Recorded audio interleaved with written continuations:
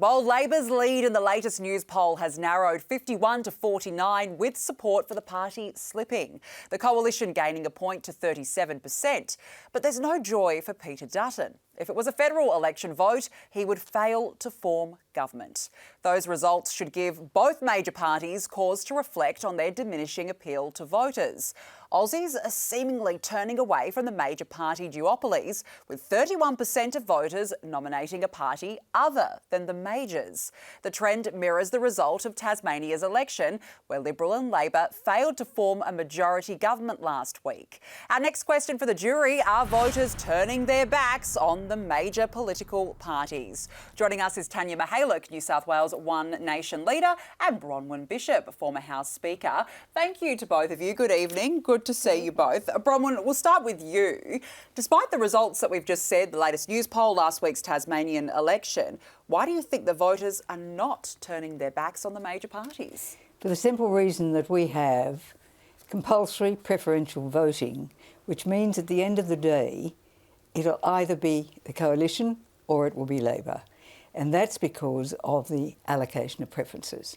Now, if you're in the United States, for instance, where you've got two dominant parties, the Republicans and the Democrats, you've now got a candidate in Robert Kennedy who is going to really skew the vote in America. They have a problem, just as they did when George Bush had Ross Perot running, cost him the election.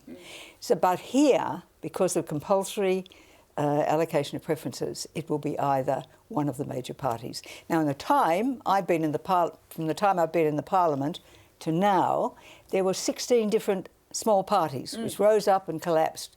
Everything from the Nuclear Disarmament Party to the Paul Derryn Hinch Party. Now Jackie Lambie's gone in half because one's gone. We've had Mr Palmer and his party.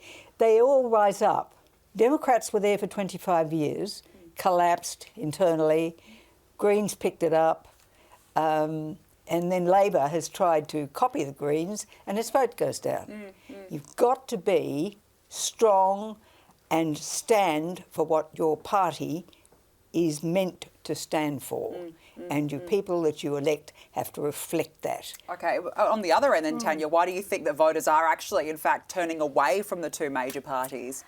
Well, I think the evidence is actually there when you look at the federal elections over the last 15 years. So let's look at the 2007 Rudd election. Labor won with 43.4%, and it's now polling at, 32%. In fact, it won an election at 33%. Tony Abbott won in 2013 with 45.6% of the vote. Now, as you said rightly earlier, it's 37% that the Liberals are polling at. So the last federal election, 31.7% of people voted for either an independent or a minor party. So, and the last three federal elections, there hasn't been a landslide result, okay? In fact, it's been hard to predict elections at each time. And that tells you that people are unsure about how to vote and they are moving away from the major political parties. And the evidence is in the Tasmanian state election as well, where almost 25% of people polled for a minor party or independent. At Queensland by-election, Ipswich West, 25% of people voted for two minor parties. So they are moving away. The evidence is there in the votes. I mean, you make my point, Tanya. You make my point. Well, when a party strays away from what it believes in, what its core business is, its vote goes down. But in each of those cases you've given, it was still either the Labor Party or the coalition. That's the way it ends up. In Queensland, the Labor Party in Queensland is so on the nose that it was bound to lose that seat. As for Tasmania, with its crazy Hare Clark system, they still won't know, probably for another week, who gets elected. And Canberra has the same problem in the ACT Council, or government, whatever you like to call it. So, at the end of the day, the major parties are still precisely that. But the problem they have to address is being true to their core beliefs. Does it come down to policy as well, Bronwyn, that people are turning off? They're going, well, the Liberal Party and the Labor Party are not listening to me. They're not listening to my ideas. They're not putting a plan together for the future. We just had an immigration debate and our jurors said exactly that. Yeah, let's have a look at it. When Tony Abbott was the leader, you all knew what he stood for.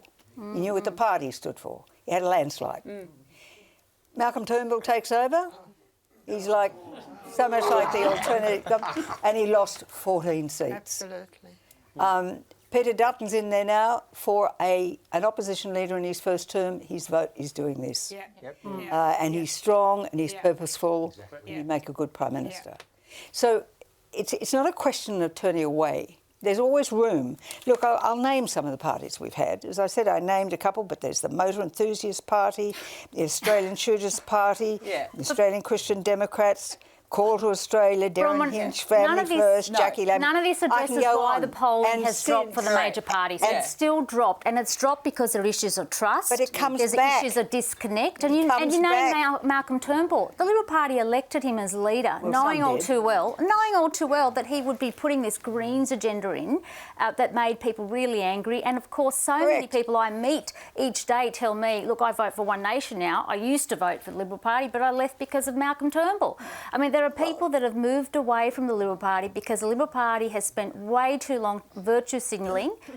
They're almost on par with the Labor Party on a lot of issues when it comes to the Greens agenda. And you know this, Bronwyn. But again, you're making my case. When people go away from their core business, their vote will drop. But at the end of the day, it's only a major party that will form government in the federal parliament. They might form and that's government, been the case since but they're 1949. dropping in their That's not the primary point. votes, and that is a problem because it means that It's people not are a problem. tired of the issues around trust. They're tired of politicians being disconnected from reality. Most of these politicians come in straight out of university, Labor club, Liberal club, straight out of the union ranks. They've never had a real job.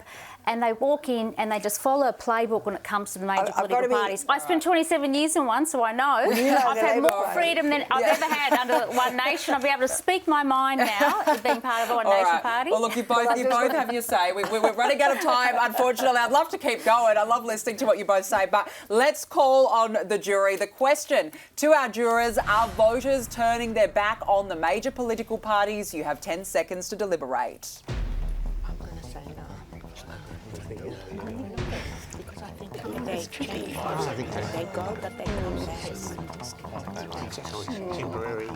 Jury members, what have you decided?